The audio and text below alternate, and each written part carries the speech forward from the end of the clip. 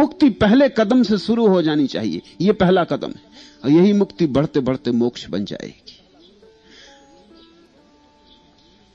फिर जो अब तक दुनिया में धर्म के नाम पर समझा गया, पकड़ा गया, वो अनिवार्य रूपेण जीवन विरोधी था, हो ही गया जीवन विरोधी। महावीर नहीं थे जीवन विरोधी, ना बुद्ध थे जीवन विरोधी। कोई ज्ञानी कभी जीवन विरोधी नहीं हो सकता, क्योंकि इसी जीवन से तो परम जीवन पाया जाता है। यह जीवन तो परम जीवन का द्वार है। इस संसार से ही तो हम सत्य की तरफ जाते। इस संसार में अगर कांटे भी गड़ते हैं तो वे कांटे भी तुम्हारे मित्र हैं। अगर न गड़ते तो तुम कभी सत्य की तरफ न जाते। इस संसार के दुख भी ऐसे हैं कि तुम उनके प्रति जिस दिन जागोगे उस दिन आभार प्रकट करोगे, क्योंकि उन्हीं के द्वारा तो तुम परमात्मा तक पहुंचे, उन्हीं के द्वारा तो तुम समाधि तक पहुंचे। जरा थोड़ा सोचो, इस जगत में कोई दुख ना हो, कोई पीड़ा ना हो, कोई परेशानी ना हो, तुम सोचोगे समाधि की बात?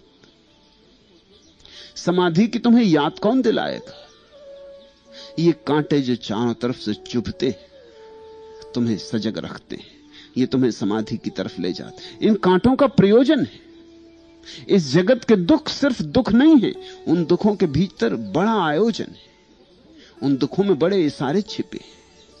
वे दुख तुम्हें याददाश्त दिलाने के लिए, वे दुख अभिशाप नहीं वरदान है। इसलिए मैं एक ऐसा धर्म पृथ्वी पर देखना चाहता हूं जो जीवन विरोधी ना हो, क्योंकि इस लोक में ही परलोक छिपा है। इन्हीं वृक्षों, पौधों, पत्थरों, पहाड़ों में परमात्मा छिपा है। इन्हीं लोगों में जो तुम्हारे पास बैठे परमात्मा का आवास है। पड़ोसी में परमात्मा छिपा है, तुम्हारे भीतर परमात्मा छिपा है। तुम्हारी पत्नी में, तुम्हारे पति में, तुम्हारे बेटे में, तुम्हारे पिता में परमात्मा छिपा है। तुम ऊपर ऊपर से देखते हो इसलिए चूक जाते हो, लेकिन ऊपर ऊपर से देखने के कारण चूक जाओ तो इस फल को फेंक मत देना, क्योंकि इस फल के भीतर रस छिपा है जो तुम्हें तृप्त कर सकता था। लेकिन अड़चन इसलिए आ गई, महावीर समाधि को उपलब्ध हुए, बुद्ध समाधि को, लोगों ने आचरण पकड़ा, लोग आचरण के अनुसार चले, उन्हें भीतर का तो कुछ पता ना चला, थोथे हो गए, वाह क्रियाकांड में उलझ गए, यतन में उलझ गए, भजन का पता नहीं चला, उसी क्रियाकांड में डूब गए। उससे अहंकार और बढ़ा, उससे अहंकार और सूक्ष्म हुआ, और उस अहंकार के कारण उन्हें कुछ भी दिखाई ना पड़ा, सब अंधापन छा गया और अंधेरा हो गया। मेरे देखे संसारी इतने अंधे नहीं हैं जितने तुम्हारे तथाकथित सन्यासी, और न संसारी इतने दंभी हैं जितने तुम्हारे महात्मा।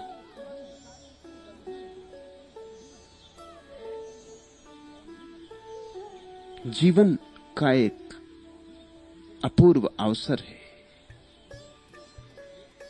इस अपूर्व अवसर का उपयोग करो चुनौती की तरह। इससे भागना नहीं है, इस अग्नि में खड़े होना है। यही अग्नि तुम्हें निखारेगी। इसी अग्नि में निखर कर तुम कुंदन बनोगे। तुम्हारा कचरा भर जलेगा और कुछ जलने वाला नहीं। इसलिए भागो मत, भागे तो कचरा बच जाएगा। तो मैं पूछा, तुमने कैसा धर्म इस पृथ्वी पर आप लाना चाहते? जीवन स्वीकार का धर्म। परम सत्य तो यही है कि तुम जो हो वह पर्याप्त है, वह पूर्णता है। तुम जहां हो उससे कहीं अन्यथा नहीं होना है। जैसे हो वैसे ही होने में निर्वाण है।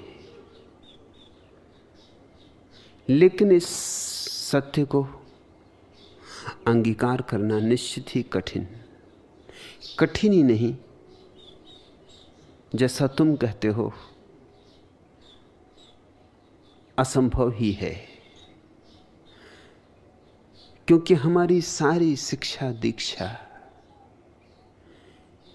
यात्राओं के लिए। हमारी सारी शिक्षा दीक्षा का आधार है आकांक्षा, अभिप्सा,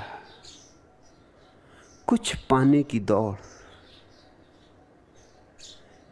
फिर पाने की दौड़ धन की हो या ध्यान की, भेद नहीं पड़ता।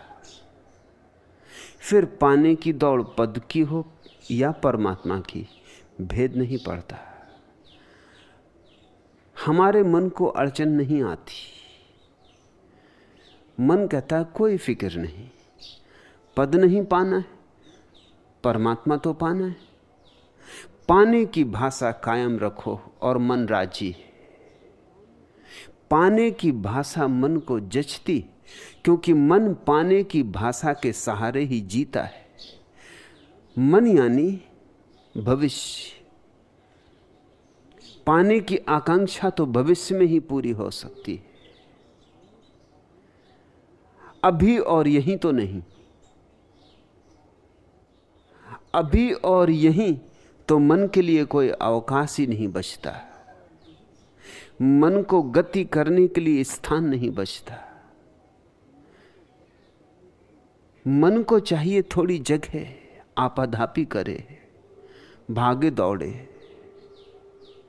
तो मन राजी है। लौकिक लक्ष्य हो तो,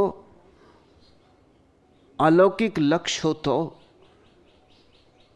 मन राजी है। तुम कुछ पाने के लिए दौड़ते रहो। मन इस तक के लिए राजी है